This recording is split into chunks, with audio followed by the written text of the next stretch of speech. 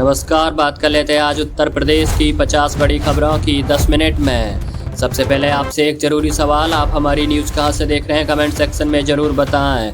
चलिए बात कर लेते हैं आज की मुख्य खबरों की। अमेठी पुलिस ने IGRS शिकायत निस्तारण में लगातार 7वीं बार प्रदेश में पहला स्थान हासिल किया है। अप्रैल 2026 की रैंकिंग में जिले को 100% अंक मिले। इस दौरान भूमि विवाद, घरेलू हिंसा, महिला उत्पीड़न और FIR से जुड़ी शिकायतें प्रमुख रहीं।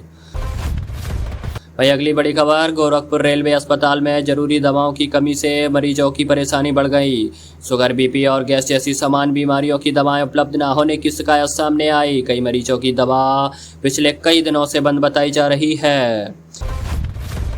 आगरा अलीगढ़ ग्रीनफील्ड एक्सप्रेसवे परियोजना को लेकर प्रशासनिक अधिकारियों ने प्रभावित गांवों का निरीक्षण किया। इस दौरान किसानों में कम मुआवजे पर नाराजगी जताते हुए उचित भुगतान की मांग की। अधिकारियों ने अधिकृत भूमि और प्रस्तावित सड़क मार्ग का जायजा लिया। अगली बड़ी खबर, नेशनल लोक अदालत के तहत आगरा में आज बड़े स्तर पर मामलों के निस्तारण की तैयारी की गई। करीब 7,35,000 मामलों की सुलह समझौते के जरिए निपटाने का लक्ष्य रखा गया। वाहन चलाने के लिए 4 विशेष कोर्ट भी बनाई गईं। कानपुर मेट्रो बड़े विस्तार की तैयारी शुरू हो गई है। यूपी मेट्रो रेल कॉरपोरेशन ने शहर में करीब 150 किलोमीटर तक नेटवर्क बढ़ाने का प्लान तैयार किया। योजना के तहत 7 नए रूट और 39 नई मेट्रो ट्रेनों को शामिल किया जाएगा।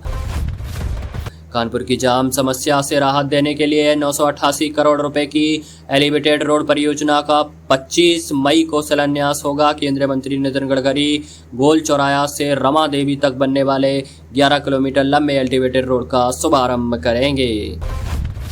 भाई अगली बड़ी खबर, नजीबाबाद की मशहूर सोन पापड़ी को अब नई पहचान मिलने जा रही है। योगी सरकार की एक जनपद एक व्यंजक योजना के तहत 72 साल पुरानी इस पारंपरिक मिठाई का चयन किया गया है। बेहतर ब्रांडिंग और पैकेजिंग के जरिए इसे बड़े बाजारों तक पहुंचाने की तैयारी है।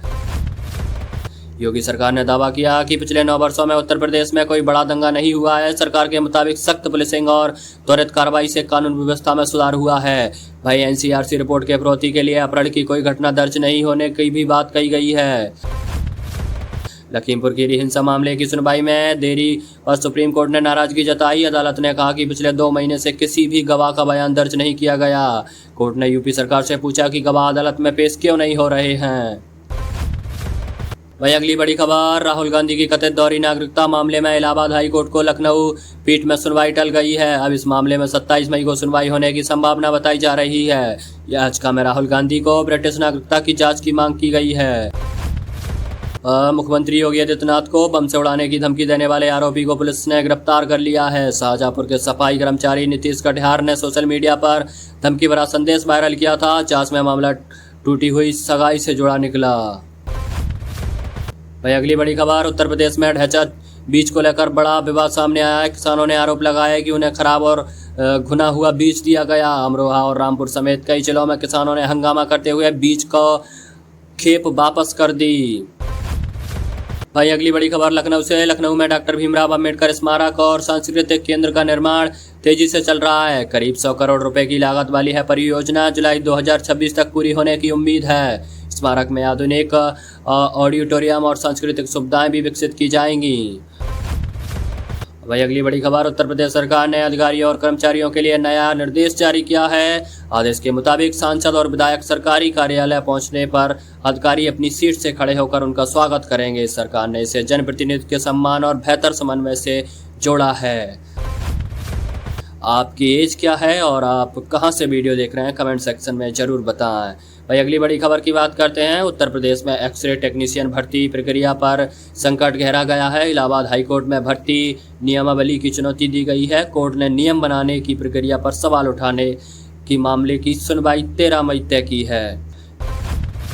पूर्व सिटी मजिस्ट्रेट अलंकार अग्निहोत्री ने नई राजनीतिक पार्टी राष्ट्रीय अधिकार मोर्चा के गठन का ऐलान किया है। उन्होंने कहा कि उनकी पार्टी आगामी विधानसभा चुनाव में प्रदेश की सभी 403 सीटों पर उम्मीदवार उतारेगी। भाई बात कर लेते हैं अगली बड़ी खबर की। उत्तर प्रदेश के PCS अधिकारियों के लिए बड़ी खुशखबरी सामने आई है। केंद्र सरकार ने चयन वर्ष 2025 के लिए यूपी को IAS वर्ग की 35 रिक्तियां आवंटित की हैं। इसके बाद 35 PCS अधिकारियों के IAS बनने का रास्ता लगभग साफ हो गया है। सरकार 2010, 2011 और 2012 बैच के अधिकारियों की पदोन्नति पर विचार कर रही है। न्यूजीलैंड की आधुनिक तकनीक से अब उत्तर प्रदेश में शहद उत्पादन को नई रफ्तार मिलेगी। डिप्टी सीएम केशव प्रसाद मौर्य ने लखनऊ में न्यूजीलैंड के प्रतिनिधिमंडल के साथ बैठक की, जिसमें गुणवत्ता युक्त शहद उत्पादन और तकनीक सहयोग पर चर्चा हुई। प्रतिनिधिमंडल ने रायबरेली और बाराबंकी के दौरा कर मधुमक्खी पालकों से संवाद भी किया। सरकार का मानना है कि नई तकनीक से उत्पादन और निर्यात दोनों को बढ़ावा मिलेगा। IGRS शिकायत निस्तारण में अमेठी पुलिस ने एक बार फिर प्रदेश में पहला स्थान हासिल किया। अप्रैल 2026 की रैंकिंग में अमेठी पुलिस को 100% अंक मिले। खास बात यह है कि जिले में लगातार 7वीं बार मुख्यमंत्री डैशबोर्ड में नंबर 1 रहने का रिकॉर्ड बनाया। अप्रैल महीने में IGRS पोर्टल पर 2269 शिकायतें दर्ज हुई थी। भाई अगली बड़ी खबर, उत्तर प्रदेश में आज से प्रवक्ता भर्ती शुरू हो गई है। 18 विषयों के 624 पदों के लिए आयोजित इस परीक्षा में 4,64,000 से ज्यादा अभ्यर्थी शामिल होंगे। परीक्षा 9 और 10 मई की 2 पालियों में आयोजित की जाएगी। प्रयागराज शिक्षा सेवा चयन आयोग ने 17 जिलों के 319 केंद्रों पर तैयारी पूरी कर ली है। परीक्षा केंद्रों की निगरानी AI आधारित CCTV कैमरों से की जाएगी। भाई अगली बड़ी खबर, उत्तर प्रदेश में व्यापारियों की समस्याओं के समाधान के लिए राज्य कर विभाग बड़ा कदम उठाने जा रहा है। प्रदेश में 364 सेक्टरों में व्यापारी संवाद कार्यक्रम आयोजित किए जाएंगे। जून से शुरू होने वाले इन कार्यक्रम में अधिकारी व्यापारियों की समस्याएं सुनेंगे और मौके पर समाधान करने की कोशिश करेंगे। साथ ही कर नियमों की जानकारी भी दे दी जाएगी। स्मार्ट मीटर उपभोक्ता को राहत देते हुए ऊर्जा मंत्री AK शर्मा ने बड़ा ऐलान किया है। प्रदेश भर में 15 मई से 30 जून तक विशेष शिकायत निस्तारण कैंप लगाए जाएंगे। इन कैंपों से बिजली बिल और स्मार्ट मीटर से जुड़ी शिकायतों का समाधान किया जाएगा। साथ ही हेल्पलाइन व्यवस्था भी मजबूत की जाएगी। इसी मामले में एक सवाल आपसे, आप हमारी वीडियो कहां से देख रहे हैं और आपके शहर में या आपके घर पर स्मार्ट मीटर लगे हैं या नहीं? क्या आपको इससे फ़ायदा मिला है या फिर आपके लिए बहुत हानिकारक है? कमेंट सेक्शन में अपनी राय जरूर दें। हाँ भाई अगली बड़ी खबर, उत्तर प्रदेश में डेयरी कारोबार अब हाईटेक होता जा रहा है। योगी सरकार की पहल से अवध क्षेत्र में 10 जिलों में महिलाएं मोबाइल ऐप के जरिए डेयरी कारोबार संभाल रही हैं। प्रतिदिन 4 लाख लीटर से ज़्यादा दूध का कारोबार डिजिटल सिस्टम से संचालित हो रहा है। इससे पारदर्शिता बढ़ी है और ग्रामीण महिलाओं को आय में भी इजाफा हुआ है। वहीं अगली बड़ी खबर, स्वास्थ्य विभाग में लापरवाही बरतने वाले डॉक्टरों पर योगी सरकार ने सख्त कार्रवाई की है। लंबे समय तक ड्यूटी में गायब रहने और इलाज में कोताही बरतने के आरोप में 5 चिकित्सा अधिकारियों की सेवा से बर्खास्त कर दिया गया है। इन अधिकारियों के खिलाफ भी विभागीय कार्रवाई शुरू की गई है। उत्तर प्रदेश ने अपराधियों के खिलाफ बड़ा अभियान चलाते हुए 48 घंटे में 35 एनकाउंटर किए हैं। पुलिस के मुताबिक मथुरा और हरदोई समेत कई जिलों में कार्रवाई के दौरान 3 इनामी बदमाश ढेर हुए हैं, जबकि 35 आरोपी घायल हुए हैं। करीब 20 अपराधियों को गिरफ्तार भी किया गया है। वहीं अगली बड़ी खबर, उत्तर प्रदेश के PCL अधिकारियों के लिए बड़ी खुशखबरी सामने आई। 35 अधिकारियों के प्रमोशन का रास्ता साफ हो गया है, जिससे उन्हें IAS बनने का मौका मिलेगा। प्रशासनिक गलियारों में इससे बड़ा फैसला माना जा रहा है। यहाँ बात करते हैं कुछ बड़ी न्यूज़ की और डिटेल न्यूज़ की। उत्तर प्रदेश के कानून व्यवस्था को लेकर बड़ी तस्वीर सामने आई है। NCRB की 2024 रिपोर्ट के मुताबिक देश की सबसे ज्यादा आबादी वाला राज्य होने के बावजूद यूपी अपराध दर में 18वें स्थान पर रहा है। रिपोर्ट में प्रदेश की अपराध दर 180.2 दर्ज की गई है, जो राष्ट्रीय औसत 252.3 से काफी कम बताई गई है। देश भर में 35 लाख से ज्यादा मुकदमे दर्ज हुए हैं, जबकि यूपी में करीब 4,30,000 मामले सामने आए हैं। सबसे ज्यादा अपराध दर दिल्ली में दर्ज हुआ है, जहां पर आंकड़ा 1258.5 तक पहुंच गया है। सरकार और पुलिस विभाग से कानून व्यवस्था में सुधार का संकेत बता रहे हैं, जबकि विपक्ष अब भी जमीनी हालत पर सवाल उठा रहा है। अगली खबर, जनगणना 2027 को लेकर सरकार ने लोगों की बड़ी राहत दी है। अब ऑनलाइन डाटा भरते समय गलती होने पर उसे 5 बार तक सुधारा जा सकेगा। अधिकारियों के मुताबिक लोगों को अपनी जानकारी अपडेट करने का पूरा मौका मिलेगा, ताकि गलतियों की संभावना कम हो सके। वहीं जब जनगणना कर्मचारी घर घर जाकर सत्यापन करेंगे, तभी परिवार जरूरी बदलाव करा सकेंगे। हालांकि परिवार के मुखिया के नाम में बदलाव की अनुमति नहीं होगी। जनगणना निदेशक शीतल वर्मा ने बताया 21 मई से लोग अपनी जानकारी ऑनलाइन भर सकेंगे, जबकि 22 मई से सत्यापन प्रक्रिया शुरू होगी। सरकार का दावा है कि इस बार जनगणना पहले से ज़्यादा डिजिटल और पारदर्शी होगी।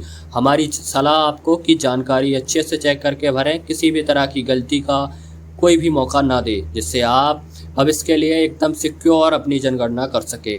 अगली बड़ी खबर, उत्तर प्रदेश में भीषण गर्मी को देखते हुए स्कूलों की छुट्टियों को लेकर बड़ा फैसला लिया गया है। बेसिक शिक्षा परिषद के अनुसार सरकारी स्कूलों में 20 मई से गर्मियों की छुट्टी शुरू की जाएगी। Primary, upper primary, composite school 15 जून तक बंद रहेंगे। लगातार बढ़ती गर्मी और रिकॉर्ड तोड़ तापमान के बीच अभिभावक लंबे समय से जल्दी छुट्टियों की मांग कर रहे थे। कई जिलों में सुबह से ही तेज धूप और लू का असर देखने को मिल रहा है। इसी वजह से नोएडा और गाजियाबाद समेत कई शहरों में फिलहाल मॉर्निंग शिफ्ट में कक्षाएं चल रही हैं, ताकि बच्चों को दोपहर की गर्मी से बचाया जा सके। मौसम विभाग ने भी आने वाले दिनों में तापमान और बढ़ने की संभावना जताई है। अगली बड़ी खबर, उत्तर प्रदेश सरकार ने स्मार्ट प्रीपेड बिजली मीटर व्यवस्था को लेकर बड़ा फैसला लिया है। अब प्रदेश भर में लगे स्मार्ट मीटर पोस्टपेड मोड में चलाए जाएंगे, यानी उपभोक्ताओं को पहले की तरह बिजली इस्तेमाल करने के बाद हर महीने बिल मिलेगा। ऊर्जा मंत्री अरविंद कुमार शर्मा ने बताया कि मुख्यमंत्री योगी आदित्यनाथ के निर्देश पर यह बदलाव तत्काल प्रभाव से लागू कर दिया गया है। मई 2026 की बिजली खपत के बिल जून में पोस्टपेड सिस्टम के तहत जारी होगा। सरकार का कहना है कि प्रीपेड व्यवस्था को लेकर लगातार तकनीकी शिकायतें सामने आ रही हैं, जिसके बाद यह फैसला लिया गया है। माना जा रहा है कि इससे लाखों उपभोक्ताओं को राहत मिलेगी। पश्चिम बंगाल और तमिलनाडु विधानसभा चुनाव के बाद समाजवादी पार्टी प्रमुख अखिलेश यादव ने विपक्षी एकजुटता को लेकर बड़ा बयान दिया है। अखिलेश यादव ने सोशल मीडिया पोस्ट में कहा कि वे उन लोगों में से नहीं है जो मुश्किल समय में अपने सहभागियों का साथ छोड़ दे। उन्होंने ममता बनर्जी और एम.के. स्टालिन के साथ हालिया मुलाकातों की तस्वीरें भी साझा की। बंगाल चुनाव के बाद अखिलेश यादव कोलकाता पहुंचे थे, जहां अभिषेक बनर्जी ने उनका स्वागत किया। राजनीतिक जानकार इस बयान को विपक्षी गठबंधन की राजनीति के लिहाज से अहम मान रहे हैं। वहीं उत्तर प्रदेश सरकार ने स्वास्थ्य विभाग में लापरवाही और भ्रष्टाचार के मामले पर बड़ा एक्शन लिया है। डिप्टी सीएम और स्वास्थ्य मंत्री ब्रजेश पाठक के निर्देश पर ड्यूटी के समय गायब रहने, इलाज में लापरवाही और भ्रष्टाचार के आरोपों में 5 डॉक्टरों की सेवा से बर्खास्त कर दिया गया है। इसके अलावा एक समय चिकित्सा अधिकारी समेत 16 स्वास्थ्य अधिकारियों के खिलाफ विभागीय जांच शुरू की गई। कई अधिकारियों का वेतन भी रोक दिया गया है। स्वास्थ्य विभाग ने साफ कहा कि मरीजों के खिलाफ किसी भी तरह की लापरवाही बर्दाश्त नहीं की जाएगी। कानपुर में हवाला और फर्जी कंपनियों के जरिए चल रहे बड़े आर्थिक नेटवर्क का खुलासा हुआ। जाजमऊ निवासी महफूज अली उर्फ पप्पू छुरी की गिरफ्तारी के बाद जांच एजेंसियों को करीब 3200 करोड़ रुपए के अवैध लेन देन और टैक्स घोटाले के सुराग मिले हैं। पुलिस के मुताबिक फर्जी कंपनियों और हवाला नेटवर्क के जरिए अरबों रुपए के इनपुट टैक्स क्रेडिट हड़पा गया। जांच में कई कारोबारी, बैंक अधिकारी और बड़ी कंपनियों के नाम भी सामने आने की बात कही जा रही है। अब पूरे नेटवर्क से जुड़े लोगों को नोटिस भेजने और पूछताछ की तैयारी की जा रही है। भाई अगली बड़ी खबर, सऊदी अरब समेत कई खाड़ी देशों में पुनर्निर्माण कार्यों के लिए उत्तर प्रदेश के युवाओं की मांग तेजी से बढ़ी है। अस्पताल, स्कूल, पुल और आवासीय परियोजना के निर्माण के लिए कुशल श्रमिक और तकनीक कर्मचारियों की भर्ती शुरू कर दी गई है। यह अभियान विदेश मंत्रालय और नेशनल स्किल डेवलपमेंट कॉर्पोरेशन के सहयोग से चलाया जा रहा है। जिला सेवा योजना विभाग के पोर्टल पर विभिन्न पदों की जानकारी अपलोड की गई है और पहले से पंजीकृत प्राथमिकता दी जाएगी। अधिकारियों के मुताबिक चयनित उम्मीदवार की तैनाती इसी महीने अंत तक शुरू की जाएगी। लखनऊ पुलिस कमिश्नरेट में वसूली के आरोप के विभाग में हड़कंप मचा दिया। सोशल मीडिया पर वायरल वीडियो में कांस्टेबल सुनील कुमार शुक्ला ने आरोप लगाया कि ड्यूटी लगाने के नाम पर हर सिपाही से हर महीने 2000 रुपये की वसूली की जा रही है। वीडियो में उन्होंने दावा किया कि यह पूरा नेटवर्क उच्च अधिकारियों तक जुड़ा हुआ है। वीडियो वायरल होने के बाद पुलिस महकमे में हलचल तेज हो गई। वहीं पुलिस अधिकारियों का कहना है कि मामले की जांच कराई जा रही है और तथ्यों के आधार पर कार्रवाई भी होगी। इलाहाबाद हाईकोर्ट ने पासपोर्ट जारी करने को लेकर अहम फैसला किया। अदालत ने कहा कि किशोरावस्था के किए गए अपराध या उससे जुड़ी सजा के आधार पर किसी भी व्यक्ति का पासपोर्ट जारी करने से इनकार नहीं किया जा सकता। न्यायालय ने कहा कि किशोर न्याय कानून का उद्देश्य बच्चों और किशोरों को नई शुरुआत का अवसर देना है। अदालत ने साफ कहा कि बचपन की गलतियां किसी व्यक्ति के भविष्य और पुनर्वास में बाधा नहीं बननी चाहिए। वहीं उत्तर प्रदेश में साइबर अपराध लगातार बढ़ते जा रहे हैं। एनसीआरबी की क्राइम इन इंडिया 2024 रिपोर्ट के अनुसार प्रदेश के साल 2024 के दौरान 11,000 से ज्यादा साइबर अपराध दर्ज किए गए, यानी हर दिन औसतन करीब 30 मामले सामने आए। ऑनलाइन ठगी, डिजिटल अरेस्ट, फर्जी निवेश योजनाएं और सोशल मीडिया फ्रॉड जैसे मामलों में लगातार बढ़ोतरी देखी गई है। हालांकि रिपोर्ट में यह भी कहा गया है कि यूपी पुलिस साइबर अपराधों की जांच और चार्जशीट दाखिल करने में कई राज्यों से आगे है। विशेषज्ञों ने साइबर जागरूकता और तकनीकी निगरानी मजबूत करने की जरूरत बताई है। वहीं खबर बेटा आपके साथ, अगर आपके साथ कभी भी किसी तरह का डिजिटल फ्रॉड होता है, हमें ईमेल पर ईमेल भेजें। हम आपको सटीक सॉल्यूशन और आपकी न्यूज के जरिए आपकी आवाज़ उठाने की पूरी कोशिश करेंगे। धन्यवाद। चंदौली में सड़क चौड़ीकरण अभियान के तहत प्रशासन ने बड़ी बुलडोजर कार्रवाई की है। पंडित दीनदयाल उपाध्याय नगर में पड़ाव से गोधना बाईपास तक सड़क चौड़ीकरण के लिए 300 से अधिक निर्माण ध्वस्त कर दिए गए हैं। कार्रवाई के दौरान समाजवादी पार्टी का स्थानीय कार्यालय, कई दुकान, मकान और व्यवसायी निर्माण भी तोड़े गए। प्रशासन का कहना है कि सभी प्रभावित लोगों को पहले नोटिस जारी किए गए थे। मौके पर भारी पुलिस बल तैनात रहा और अधिकारियों ने पूरे अभियान की निगरानी की। खबर, कानपुर पुलिस ने फर्जी कंपनियों और हवाला नेटवर्क से जुड़े 146 करोड़ रुपए के बड़े फर्जीवाड़े का खुलासा किया है। जांच में सामने आया कि आरोपियों ने नकली जीएसटी रजिस्ट्रेशन और फर्जी कारोबार दिखाकर करोड़ों रुपए का लेन देन किया। पुलिस ने इस मामले में मास्टरमाइंड समेत 5 लोगों को गिरफ्तार किया। अधिकारियों के मुताबिक इस पूरे नेटवर्क का खुलासा एक लूटकांड के जांच के दौरान संदिग्ध बैंक लेन देन से हुआ। फिलहाल खातों को कैश ट्रांजैक्शन की गहराई से जांच जारी है। वहीं राजस्थान के चर्चित छात्र नेता नरेश कुशवाहा हत्याकांड में पुलिस को बड़ी सफलता मिली है। हरियाणा पुलिस ने 14 साल से फरार चल रहे शार्प शूटर रॉबिन सिंह को गंगा एक्सप्रेसवे से गिरफ्तार किया है। आरोपी पर 35,000 रुपए का इनाम घोषित था। पुलिस के मुताबिक 27 दिसंबर 2012 को नरेश कुशवाहा की गोली मारकर हत्या की गई थी, जिससे रॉबिन सिंह मुख्य आरोपी था। सीसीटीवी इनपुट और लगातार निगरानी के बाद पुलिस ने उसे दबोच लिया। हापुड़ में मेरठ बुलंदशहर हाईवे पर रोड रेंज के बाद लूट की सनसनीखेज वारदात सामने आई। बताया जा रहा है कि 6 मई की रात कार सवार बदमाशों ने एक होटल के पास दूसरी कार को ओवरटेक कर जबरन रोक लिया। आरोप है कि बदमाश कार के शीशे तोड़ दिए और फायरिंग करते हुए कार सवार युवक से नकदी और सोने की चेन लूट ली। घटना के बाद आरोपी मौके से फरार हो गए। पीड़ितों को शिकायत पर पुलिस ने मामला दर्ज कर जांच शुरू कर दी है। हालांकि वारदात के 2 दिन बाद भी आरोपी पुलिस से पकड़ से बाहर बताए जा रहे हैं। तो ये थी आज की उत्तर प्रदेश की 50 बड़ी खबरें। आपको न्यूज कैसी लगी कमेंट सेक्शन में जरूर बताएं। साथ ही शहर की सबसे सटीक और वेरीफाइड न्यूज जानने के लिए हमारे चैनल को सब्सक्राइब अवश्य करें। मैं आपके साथ अभी सिंह, ब्यूरो रिपोर्ट खबर बेट। धन्यवाद।